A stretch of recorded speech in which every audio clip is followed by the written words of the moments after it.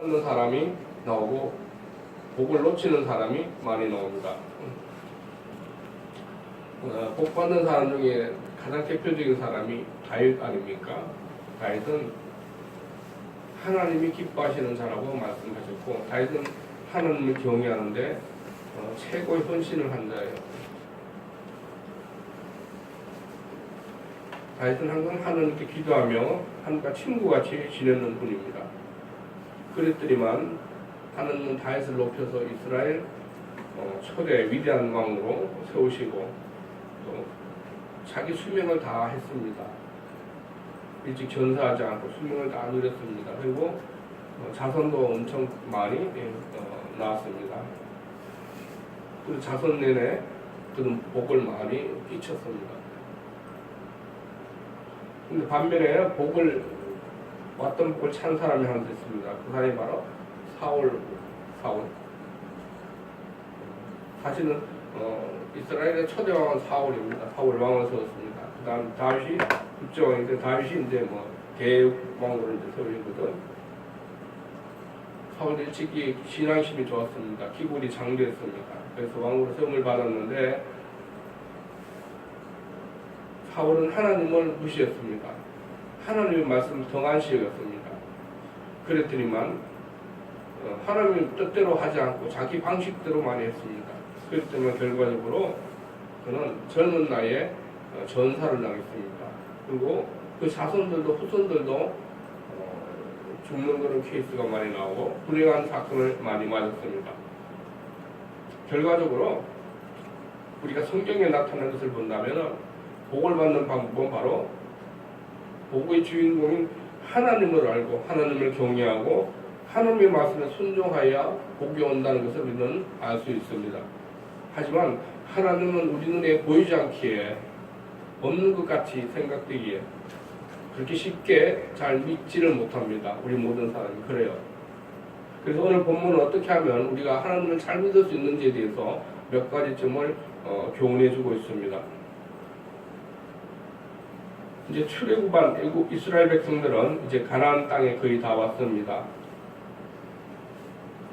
고생 끝에서 막 광야 생활을 거쳐가면서 가나안 인근 지역까지 왔어요. 저 산마루만 건너면은 그것이 고지예요, 그죠? 우리가 들어갈 땅이에요. 저 산마루만 지나가면 돼요. 한 마루만 지나면은 우리가 원하던 그 하나님이 지시한 약속된 땅에 들어가서 부귀와 영화를 누릴 수 있는 그런 위치에 와 있습니다. 그래서 모세는 그 땅 가기 전에 여러 지파 대표자들을 모아가지고 먼저 가서 정탐하게 했습니다. 정탐하게 한 이유는 성경에는 자세히 나와 있지 않습니다. 하지만 제가 추측하기로는 모세의 입장을 이해한다면 우리가 가능할 수도 있습니다. 그냥 믿음으로 나아갔다면 그냥 하나님께 주시고자 약속했기 때문에 성취했을 거 아니에요.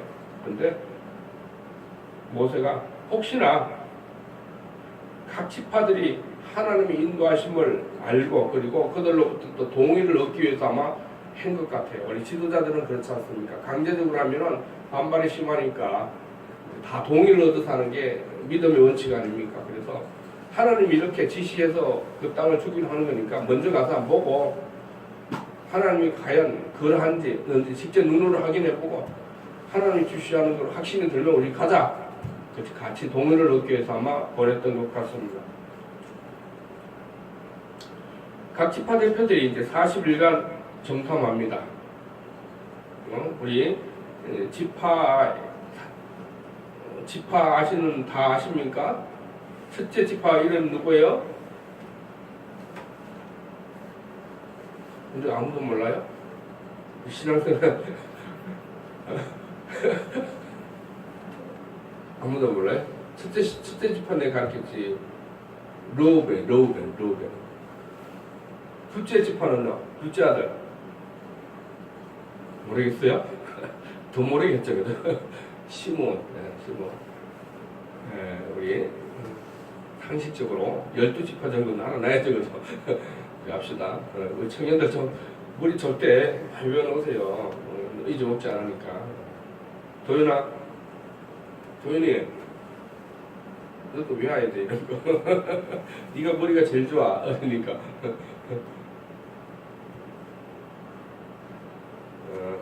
그거는 뭐 크게 중요하지 않으니까 지금 이 본문에서 12지파가 가서 보고한 것이 중요합니다. 아니 가서 보니까 성읍이 뭐 경관지 어떤지 잘 모르고 땅은 뭐 대충 뭐 보니까 그렇고 이런 게 아니 사람이 보통 사람이 아닌 거야. 이거는 뭐 완치 자기들 이스라엘 민족보다도 엄청나게 한 키 반 정도 큰 사람들이 다 거주하는 겁니다. 청년들이 막 왔다 갔다 하는 걸 보고 깜짝 놀란 거예요. 맞다.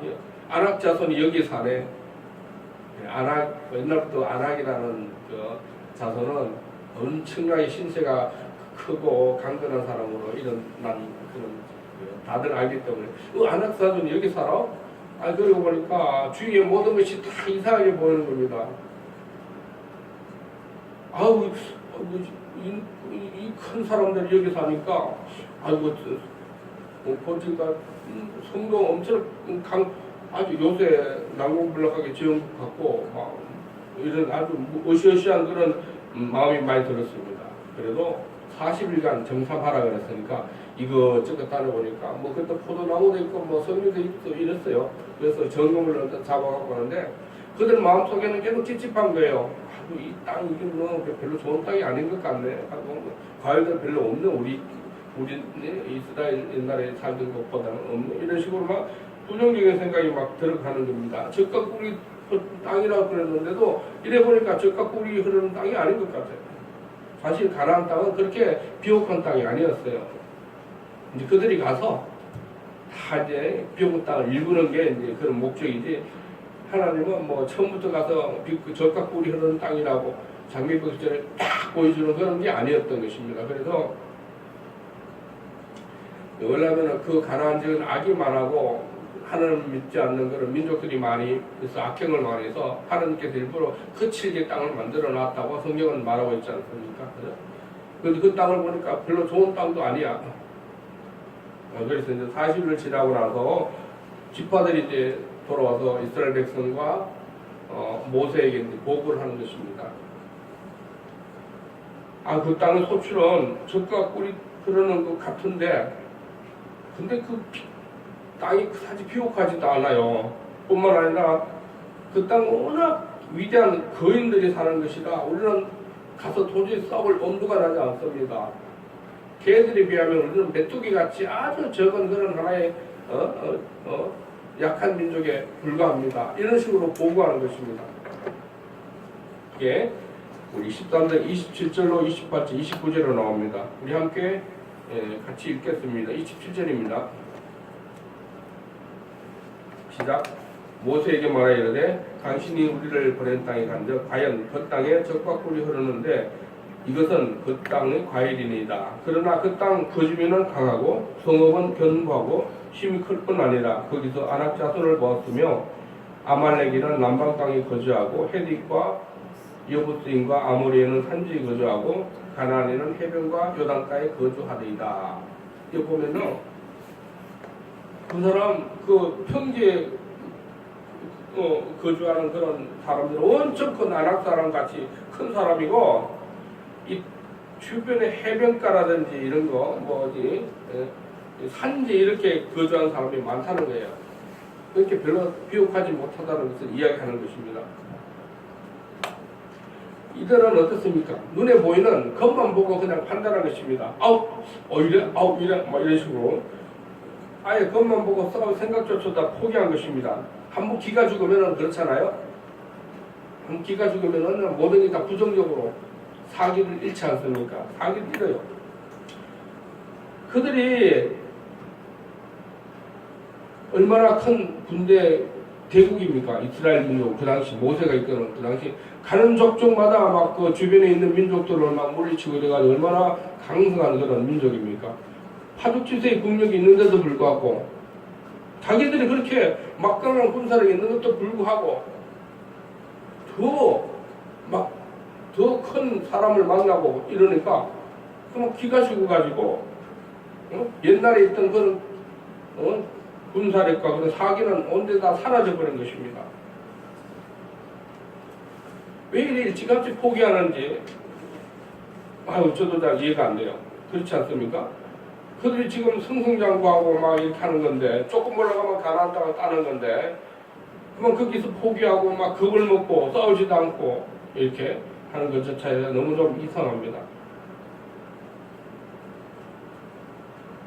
지금까지 자기들이 하나님이 인도해 주신 건 쭉 살펴보면은 이제 애굽에서 나와가지고 홍해를 건너고 막 이런 어려운 고비를 만날 때마다 자신들이 열심히 했기도 했지만 하나님이 도우심으로 이렇게 했고, 자신들이 열심히 해가지고 막 이렇게 잘 왔는데, 보면 앞으로도 이 땅을 어떻게 점령해가지고 살고 취하고 이런 이길 방도를 찾아야 되는데, 그런 생각은 아예 방법도 없고 그냥 키 큰 사람하고 이렇게 거친 땅만 보니까 도저히 이길 수 없구나, 이런 열등감이 들어온 것입니다. 일단 열등감이 들어오는 사람이 그렇잖아요.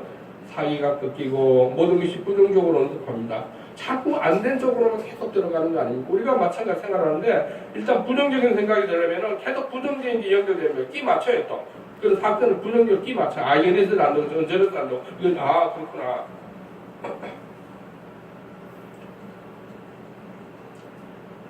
땅이 워낙 크니까, 사람이 워낙 크니까 기골이 장작으로 도저히 이길 수 없다는 생각이 드니까, 땅도 거칠게 보이는 거야. 이거 하나님이 이쪽으로 우리가 탈취하고 땅이 아닌 것 같아. 막 이런 식으로 들어가는, 부정적인 생각이 들어가는 거예요. 우리도 마찬가지 아닙니까? 그죠? 외모, 겉모습, 환경만 보고 판단하는 경우가 허다합니다. 특별히 그 배우자를 고르는 데 있어서 청년들은 겉모습과 스펙을 보고 판단하면은 참 오판입니다. 왜냐하면은 겉모습은 언제나 꾸밀 수 있고 스펙은 언제나 꾸밀 수 있어요. 포장할 수 있습니다. 부모가 그렇게 그 사람 좀 잘 만나지 말고 그 사람은 주위에서 좀 신경 써라. 그래 경고를 줬는데도 불구하고 그만 겉모습에 빠져가지고 가출해버려서 결혼해요. 그럼 나중에는 어떻습니까?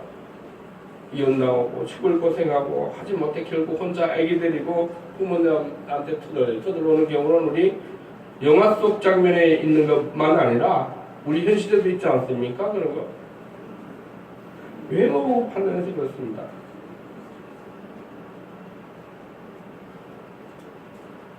특별히 연예인들 보면 그래요. 연예인들 보면은 자기가 인기 있는 연예인들 보면은 어떻게 똑같이 그 인기 있는 그 연예인들 또 딱 찝어가지고 걔들하고 사귀고 그래요. 축구 스타들도 마찬가지예요. 이때 미녀들, 예쁜 애들 딱 찍어요. 근데 그들이 다 결혼해서 제대로 다 잘 살면 다행인데 일반인들보다 더 어렵게 사는 경우가 많지 않습니까? 외모 보고 결혼했기 때문입니다.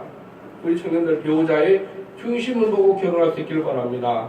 그 사람의 인격, 성품, 성실성, 그리고 장래 가능성, 신앙, 이런 걸 보고 보이지 않는 중요한 것들, 이런 것들 때문에 우리가 살아가지, 얼굴 보고 키 크고 아니면은 서울대학 나오고 이런 거 갖고 살지 않잖아요. 우리는. 그죠? 우리가 진짜로 추구하고 살고자 하는 그런 걸 보고 그게 좋으면은 배우자를 선택하십시오. 항상 그 외모와 겉모습보다는 내실 중심이 항상 중요합니다. 여러분, 우리 다윗과 골리앗을 보면 알 수 있잖아요. 다윗을 보면 얼마나 체구가 작고 겉으로 보기에는 골리앗에 비해서 얼마나 왜소합니까? 그죠? 무술도 배우지도 않았고 골리앗을 했습니까? 장군 아닙니까? 무술까지 빼어나게 배워가지고 군사훈련도 받았습니다. 도저히 우리가 싸워서 이겨낼 수 없는 상대예요. 그런데 결국은 누가 이겼습니까? 다윗이 이겼잖아요. 보잘것없지만 썩은 믿음으로 꽉 차 있기 때문에 그 안에서 용기와 사기와 이런 거 있죠. 그런 게 골리앗보다 100배 더 많았다는 것입니다.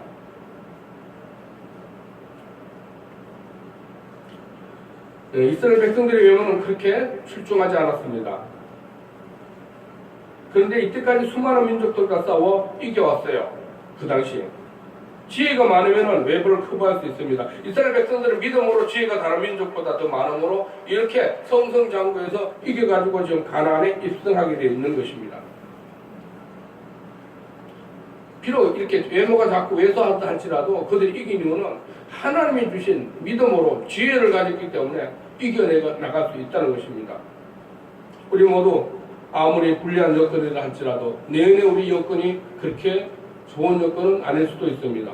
우리가 보기에는 정말 도저히 하늘을 어떻게 살아갈까 하는 그런 절망감에 빠지는 그런 여건일 수도 있습니다.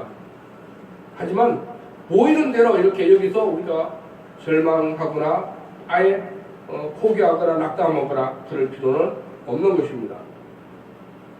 왜냐하면 보이는 대로 하나님은 그대로 경영하지 않기 때문입니다. 하나님은 겉모습은 그렇더라도 그 속모습 보면 하나님이 우리에게 예비하신 길이 있다는 것입니다.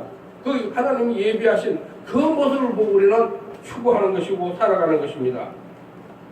언제든지 믿음 안에서는 반전이 가능하다는 것입니다. 우리 모두 절망하지 않고 이 도전하여 하나님 축복으로 나가는 내년도를 맞이할 수 있기를 바랍니다. 금년을 맞이할 수 있기를 바랍니다. 우리 현애하고 이혼이가 안 왔네, 그죠? 공부하는 애들한테 좀 달라고 했더니 얼마나 경쟁자가 많습니까? 그죠? 이혼의 학교는 뭐 300명이라고 그러고 한 과에 아이고 300명 말이 300명 그 과에서 진짜 상위권을 유지하려고 얼마나 힘듭니까? 그죠? 현애도 마찬가지일 것 같아요. 이제 복학해가지고 이제 공부 좀 하려고 그러는데 기존에 있는 공부 잘하는 애들 얼마나 많습니까? 참. 이 겉모습 보면 우리가 자제를 할 수 있습니다. 하지만은 내 안에 무엇이 있고 하나님 나에게 무엇을 준다는 것을 생각한다면은 이런 외부적인 어떤 공부 잘하는 사람 뭐 많이 있을지라도 아무 의미가 없다는 것입니다. 내가 그들보다도 더 잘할 수 있는 어떤 요소가 하나님께서 주셨다는 것입니다. 믿음으로 그 안에 중심을 보면은 우리가 알 수 있다는 것입니다. 그들이 공부를 잘한다고 계속 잘하는 것도 아닐 거고 그렇습니다. 하나님께서 또 나를 역전시키게 할 수도 있다는 것입니다. 우리가 믿음을 한다면은 아무리 어려운 환경일지라도 이겨낼 수 있는 것입니다. 이 대다수 대표들과는 달리 여호수아와 갈렙만은 반대로 말하는 것입니다. 30절에 갈렙이 모세 앞에서 백성을 조용하게 하고 이르되 우리가 곧 올라가서 그 땅을 취하자 너희 이기려나 하라. 그는 갈렙은 믿음의 눈으로 사물을 바라보고 대다수의 사람들의 의견에 동조하지 않고 긍정적으로 보고 한 것입니다. 그리고 지금까지 파죽지세의 어떤 세력으로 나아간다면 분명히 그들을 쳐볼 수도 있다고 보고했습니다. 남들과 다른 생각을 가진 것입니다. 그는 가능한 편을 생각했습니다. 이들은 결국은 어떻습니까? 하나님은 대다수의 이스라엘 지파들이 불신하기 때문에 가나안 지역에 들어가는 서울길이면 갈 수 있는 그 길을 하나님은 요단강을 거쳐가지고 위에 광야길로 가게 했습니다. 결국 40년의 고생 끝에 결국 가나안 쪽에 입성을 하긴 합니다. 그런데 불신앙 때문에 불신앙을 가진 자들은 다 죽어요. 그 사이에 40년 사이에. 결국 그 후손들이 그 땅을 차지하게 되었습니다.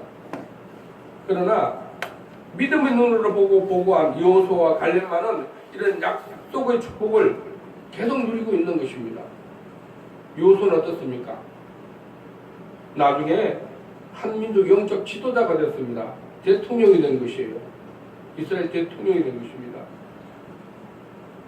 여호수아 한마디 모두 다 끔찍하지 못해요.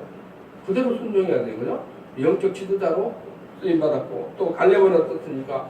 용맹한 장군 지도자로서 또 명성을 떨쳤습니다. 갈렙은 한 도시를 나중에 소유하게 됐습니다. 큰 부자가 된 것이에요. 큰 도시를, 큰 땅 도시를 자기 관할, 자기 걸로 소유로 허락을 받은 것입니다. 믿음의 사람은 이렇게 크게 쓰일 수밖에 없습니다. 왜 그렇죠? 믿음 안에는 어떻습니까? 큰 목표와 비전이 있습니다. 믿음 안에는 어떻습니까? 열정이 있어요. 믿음 안에는 어떻습니까? 비전이, 인내심이 있습니다. 여러분, 목표와 열정과 인내심을 가지고 있다면 못 이룰 게 뭐가 있겠습니까? 역시 우리 청년들 공부 잘하고 사회에 성공하는 비결은 무엇입니까? 뭐 인간관계도 잘하고 몸도 뛰어나고 이런 것도 있지만 결과적으로는 한 가지예요. 믿음이 최고예요. 믿음을 제대로 가지지 않고는 성공하기가 어렵다는 것입니다. 성공은 하긴 하겠지만 힘든다는 것이죠. 그런데 믿음의 사람들은 이런 믿음을 가지고 있기 때문에 성공하게 되어 있습니다. 우리 청년들 아시죠? 오늘 말이 많았는데 우리 믿음으로 정말 걷는 한 해는 우리 청년들 믿음으로 해서 남보다 높은 업적을 이루고 정말 영향을 끼치는 것은 인물로 성장할 수 있기를 바랍니다. 우리 교회는 우리 청년들이 많이 있어야 되겠습니다. 보시다시피 우리 교회 청년들이 그래도 우리 교회를 살리지 않습니까? 우리 청년들 좀 많이 내년 믿음의 눈으로 보고 크게 쓰임받을 수 있는 그런 귀한 자들이 다 될 수 있길 바랍니다. 이렇게 보면 아무리 많은 사람이 주장한다 할지라도 그것은 진리가 아닐 수 있음을 알 수 있습니다. 소수 의견이 더 진리가 될 수 있다는 것입니다. 우리 다수결이 정답이 아님을 우리가 너무나 최근에 많이 보고 있지 않습니까? 다수결을 뽑은 대통령이 어떻습니까? 감옥에 가 있습니다. 우리가 그런 감옥에 가려고 감옥에 투옥하려고 그를 뽑았습니까? 그건 아니잖아요. 근데 그는 어쩜 감옥으로 갔어요. 다수결이 반드시 정답이 아니라는 것입니다. 그런데 소수의 의견을 낸다는 것은 쉽지 않아요. 왜냐하면 많은 사람들로부터 공격을 당하고 왕따를 당하고 있기 때문에 그렇게 쉽지 않습니다. 직언하기가 쉽지 않아요. 직언을 못해가지고 다 함께 망하는 그런 것을 역사상 우리는 너무나 많이 볼 수 있지 않습니까? 하나님은 세상의 이치와 다르게 역사하실 수 있다는 것입니다. 세상의 이치는 뭡니까? 다수결, 힘의 논리, 지식의 논리 이런 식으로 움직입니다. 하지만 하나님은 이런 세상의 법칙을 무시하고 자신의 방식으로 자신의 이치대로 나아갈 수 있다는 것입니다. 그래서 하나님은 어떻게 말씀하십니까? 좁은 문으로 들어가기를 힘쓰라 라고 말씀하고 있습니다. 좁은 문으로 들어가겠죠. 많은 사람은 어떻습니까? 넓은 문으로 들어가지 않습니까? 들어가기 편하고 희생도 적게 하고 비용도 적게 들고 노력도 적게 하고 쉽게 얻을 수 있기 때문에 대부분 넓은 문으로 갑니다. 하지만 좁은 문이라 해서 길이 없습니까? 좁은 문을 통과하고 나면 더 큰 영광과 더 큰 수확이 너무나 우리만 있지 않습니까? 좁은 문을 통과한 후에는 더 큰 영광과 더 축복이 기다리고 있던 것을 우리는 알아야 돼요. 그래서 너무 넓은 길로만 들어간다고 해서 우리 안전이 보장되는 게 아니라는 사실이에요. 어떨 땐 좁은 길로 들어가는 것이 우리를 더 행복하게 하고 우리를 더 강건하게 하고 우리를 더 평안하게 해주신 것일 수 있습니다. 그래서 성경은 좁은 문으로 들어가기 힘쓰라. 왜냐하면 그 길은 어렵지만 그 길을 통과하고 난다면 그 후에는 큰 영광과 축복이 함께 따를 수 있다는 것을 알기 때문에 그렇습니다. 믿음 생활은 세상과 많이 부딪힐 수 있습니다. 그래서 좁은 문으로 갈 때가 많아요. 믿음 생활 그렇습니다. 그죠? 이 좁은 문을 가기에는 너무나 힘들고 어려움이 많이 만납니다. 하지만 이 어려운 좁은 길을 통과한 후에는 더 큰 영광과 축복이 있기에 우리가 이런 좁은 문으로 들어가기 힘쓰는 그런 믿음의 일꾼들이 다 되시길 바랍니다. 유호수아와 갈렙은 믿음의 눈으로 사물을 보았습니다. 세상에 바라는 시각, 다수기의 원리, 힘의 논리, 지식의 논리 이것들은 한계가 있어요. 사람의 쓰는 방법과 절차이기 때문에 난간에 부딪히면은 사람은 그죠? 무한하지 않잖아요. 유한하잖아요. 사람은 항상 유한해요. 헤쳐나갈 수 없는 그런 길이 부닥치게 되어 있습니다. 그럴 때 사람들은 어떻습니까? 절망하죠. 믿음의 사람들은 절망이라는 게 없지 않습니까? 하나님을 의지하고 하나님을 믿고 기다리면서 하나님이 해주신 대로 나아가면 되는데 믿지 않는 사람 어떻습니까? 딱 부닥치면 난간에 절망하고 포기하는 거예요. 오늘 본문에서도 나와요. 본문 14장에 보면은 나와요. 14장에 보면은 여호수아와 갈렙을 제외한 대표들은 자신들 한계를 직면해서 두려움과 공포로 막 벌벌 떱니다. 아니 이제 시컷 고생해서 광야를 지나가지고 이때까지 왔는데 이제 적군에 싸워가지고 그 아말렉이라든가 이런 아낙 자손들한테 그 적군에 가서 죽는다고 그런 거 생각하는 것입니다. 적군에 붙잡혀서 죽게 되었다는 것입니다. 그러니까 얼마나 불안합니까? 그죠? 그래서 모세를 원망하죠. 아니 애굽이나 광야에 매장지가 없어서 이렇게 적군에게 사로잡혀 죽느냐, 소위 이렇게 적군에게 사로잡혀서 객사하느냐 이거예요. 그래서 애굽으로 다시 돌아가느냐 그렇게 모세에게 강하게 협박합니다. 이런 상황에서 여호수아 갈렙은 그래도 다시 믿음으로 말합니다. 아니야 그렇지 않아. 하나님은 우리에게 이 땅을 주셨어. 우리가 믿음으로 나가면 취할 수 있어. 변함없는 믿음으로 강력하게 주장합니다. 그러니까 이 다른 백성들은 모세와 갈렙을 돌로 쳐 죽이고자 합니다. 결국 하나님은 이를 제지하여 이들을 살려주었습니다. 모세와 갈렙을 살려주었습니다. 그게 14장 2절로 10절로 나오는 말씀입니다. 네, 본문이 길기 때문에 이상 읽지 않겠습니다. 세상의 것들을 추구하다 보면 결국 자신의 능력과 자신의 한계를 부딪히니까 그 한계에 부딪힐 때 어떻습니까? 절망하고 좌절하고 원망하고 이런 케이스예요. 하나님을 의지 안 하면 이런 일이 있을 수 없죠. 그죠? 하나님을 의지 안 하기 때문에 자신을 의지하기 때문에 자신의 힘이 한계가 도달했으면 어떻습니까? 포기하는 수밖에 없고 아니면은 원망할 대상이 있으면 원망하고 오늘 이스라엘 백성들은 모세에게 원망하지 않았습니까? 당신 지도자가 당신이 잘못해서 우리를 이꼴로 만들어 놨으니까 당신 빨리 그것도 책임져. 빨리 애굽으로 가든지 어디다 돌아가든지 하자고 막 이렇게 막 강력하게 위협하는 것입니다. 사업길로 쉽게 갈 수 있던 가나안 입성길이 이런 백성들의 원망으로 하나님은 이들을 훈련하고 징계하고자 광야 40년 생활을 하게 한 후에 겨우겨우 이제 가나안에 입성하게 했습니다. 하나님의 축복을 받기 위해서는 어떻습니까? 결국 믿음의 눈이 있어야 돼요. 믿음의 눈.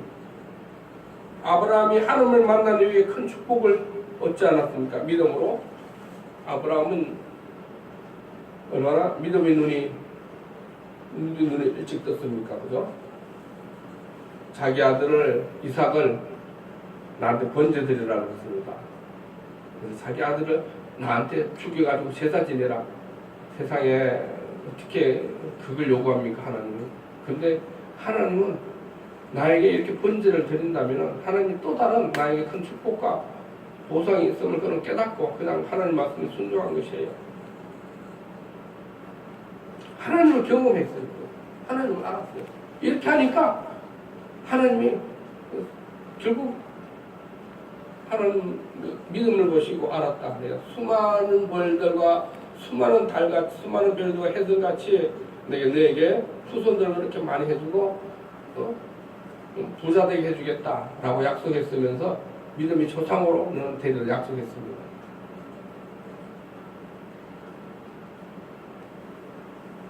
그 하나님의 말씀대로 순종하니까 하나님은 더 큰 축복을 내려주신 것입니다. 믿음의 눈을 핥기 때문에 그래요. 그래서 하나님을 알아야 됩니다. 하나님이 어떤 분인지를 알아야 돼요. 하나님이 나에게 어떻게 경험해 주신 것을 경험해야 됩니다. 결국 축복을 받기 위해서는 어떻습니까? 축복 주시는 분은 하나님이시고 하나님은 전지전능하시기 때문에 축복 같은 거는 주고 싶으면 언제든 줄 수 있는 분이에요. 우리는 얼마든지 땅이 있다, 자손이 여러 명이다 그러면 나눠서 골고루 주지 않습니까? 더 주고 싶어도 내 땅이 한계가 되기 때문에 못 주지 않습니까? 그런데 하나님은 어떻습니까? 하나님은 소유가 한정되어 있습니까? 하나님 소유는 무궁무진하잖아요. 우리가 모든 게 하나님 거 아닙니까? 주고 싶으면 언제든 우리는 얼마든지 말해줄 수 있는 게 하나님이에요. 또 하나님은 권능의 하나님. 얼마든지 자기 힘으로 다른 사람 빼앗아서 이 사람한테 줄 수 있고 어쨌든 하나님은 뭐 땅을 파더라도 좋은 것을 만들어 줄 수도 있고 권능의 하나님이십니다. 그런 하나님을 우리가 제대로 믿고 하나님이 이런 복을 주신 것을 안다고 알고 하나님을 만나고 하나님을 의지하고 하나님께 순종한다면 복은 우리가 받을 수 있는 것입니다. 요수와 갈렙이 어떻습니까? 하나님의 말씀입니다. 하나님이 이런 분이기 때문에 우리가 이렇게 나아갑니다. 이렇게 믿음으로 순종하니까 그대로 받은 것입니다. 다른 지파들은 어떻습니까? 하나님을 의심한 거예요. 이스라엘 백성들은 하나님께 예배도 얼마나 많이 했습니까? 그것도 기도도 얼마나 많이 했습니까? 그리고 하나님의 말씀도 많이 들었습니다. 그리고 하나님의 기적도 이적도 체험했습니다. 그런데도 이 중요한 시점에 하나님을 불신하게 되었습니다. 왜 그랬을까요? 비단 이게 바로 인간의 나약한 특성을 반영하는 것입니다. 아무리 신앙이 좋고 아무리 믿음이 출중하다 할지라도 우리는 하나님은 보이지 않기 때문에 우리가 이렇게 불신앙으로 접어들 수 있다는 것입니다. 우리의 기억과 감정을 의지한다면 신앙이 결국은 이렇게 된다는 것입니다. 하나님의 말씀을 의지해야 됩니다. 기억과 감정으로 우리가 하나님을 알려고 하면 이렇게 되는 것입니다. 오늘 믿음이 충만해가지고 하나님께 영광 돌리고 예배하고 막 기뻐서 춤추고 막 하나님께가 이렇게 축복 주시다 이렇게 들떴는데 내일 다음 주 가면 싸안을 해가지고 교회도 안 나오는 그런 경우가 있지 않습니까? 그게 바로 사람은 그런 습성이 있기 때문에요. 하나님은 늘 보이지 않기 때문에 우리의 감정과 우리의 기억으로만 이렇게 우리가 신앙생활을 하게 하려고 하면 이런 경우가 나온다는 것입니다. 하나님을 제대로 만나지 못한다는 경우에. 우리 청년들도 마찬가지예요. 어떨 때는 신앙이 좋다가 어떨 때는 안 오고 이랬습니다. 오늘 또 신년인데 하는 첫 해를 하나님께 예배드리는 것은 당연히 그들도 알 겁니다. 이 첫 해, 새해들은 진짜 멋지게 내가 금년을 한번 이렇게 예배드리고 하나님 앞에 나아가고 이렇게 하는 게 정말 어이고 뜻깊다는 것은 아마 그들도 스스로 생각했을 것입니다. 그런데 오지 않는 이유가 무엇입니까? 하나님은 보이지 않기 때문에 그들 그 경험하고 기억도 다 사라졌습니다. 옛날에 하나님을 만나고 하나님을 알고 배웠던 그런 내용도 다 사라졌습니다. 그러니까 하나님은 있는데 없는데 뭐 보이지 않는데 뭐 어떻게 이런 식으로 하나님을 내 기억에서 쫓아버리는 것입니다.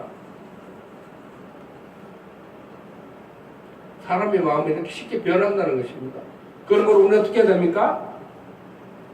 성경을 보고 하나님을 우리가 알아야 돼요. 성경은 항상 기록되어 있기 때문에 우리가 하나님을 잘 모르겠다 이러면 성경을 피세요. 성경을 피고 성경을 읽으세요. 그럼 성경 하나님에 대해서 이야기합니다. 예수님에 대해서 이야기합니다.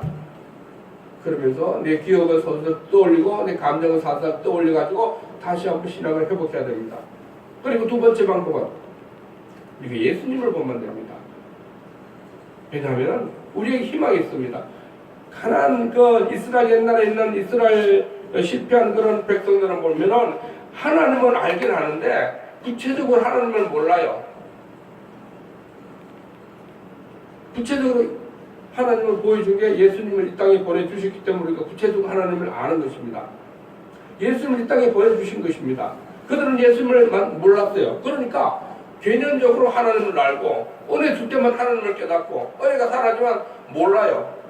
그런데 신약시대는 어떻습니까? 예수님이 이 땅에 오셔가지고 하나님이 이런 분이다. 그리고 하나님은 이렇게 활동하시고 하나님이 이렇게 생각하시고 하나님은 이렇게 활동하시고 우리에게 이런 축복을 주고 구체적으로 예수님이 사역을 하지 않았습니까? 그게 이제 신약에 다 기록되어 있습니다. 그렇습니다. 우리는 얼마나 놀라운 축복을 받았는지 몰라요.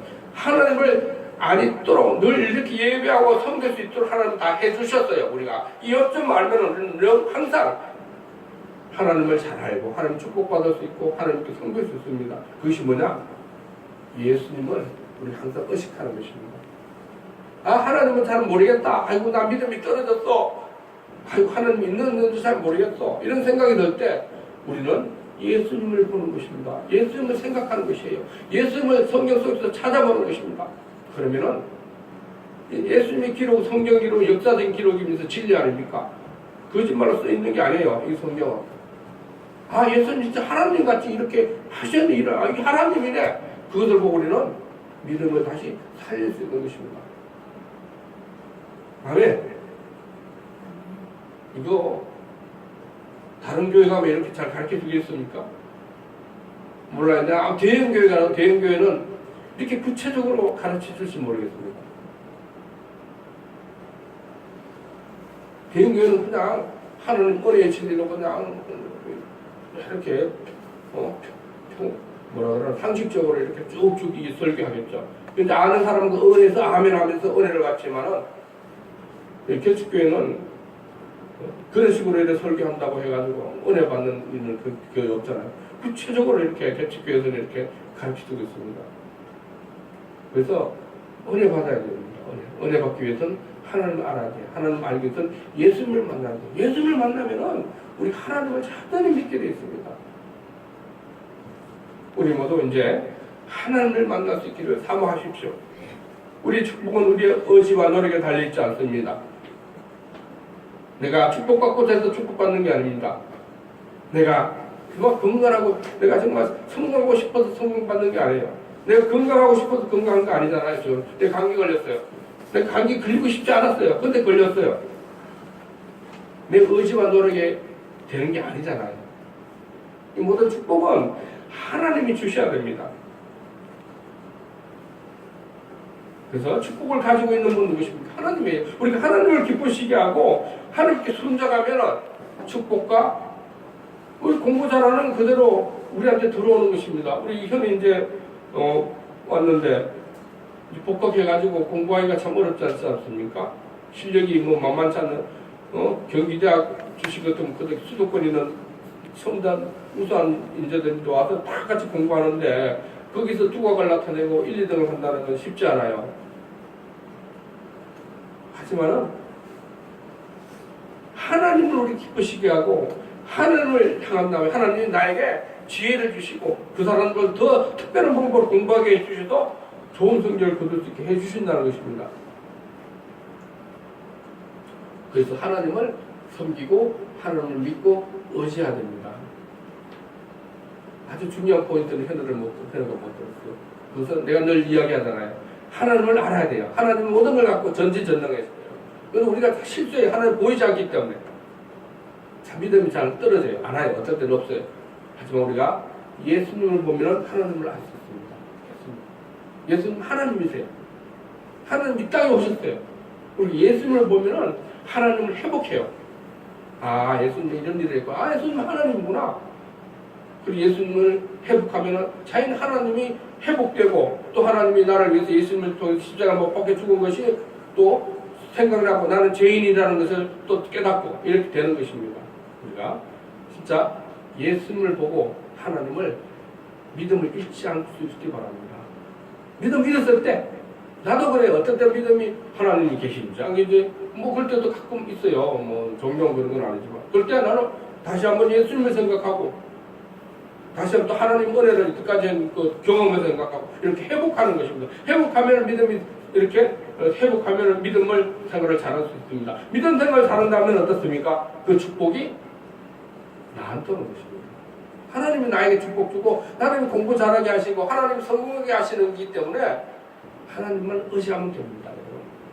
우리 모두 금년도에는 다 노력해야 되고 뭐 우리 많은 것도 준비해야 되지만은 가장 중요한 것은 먼저 하나님께 의지하고 하나님께 나아가고 하나님께 순종하는 길이 바로 축복과 성공의 지름길이라는 사실을 우리는 알고 금년 한 해 정말 하나님에 대한 믿음을 성숙하여 누구보다도 많은 성과를 내는 저와 여러분이 다 되시기를 주님 이름으로 축원합니다.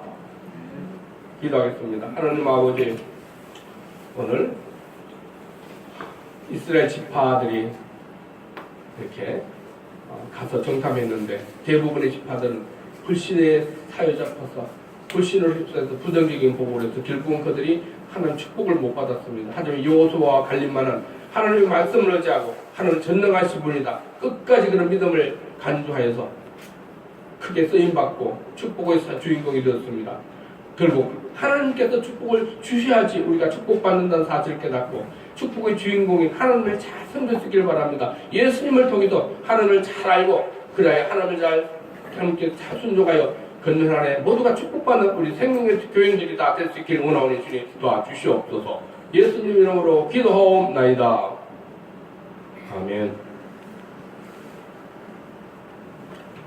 우리 모두 찬송 546장 찬송합니다. 준비하신 예물로 하나님께 예물을 올려드리겠습니다. 546장입니다.